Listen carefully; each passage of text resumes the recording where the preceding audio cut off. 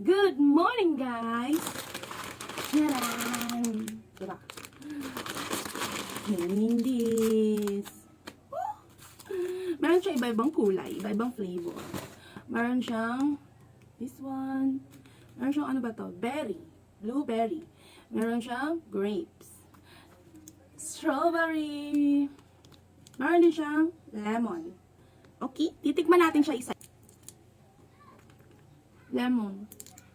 Sarap. Meron din siyang lychee. Diba? Ikaw, mahilig ka sa candy.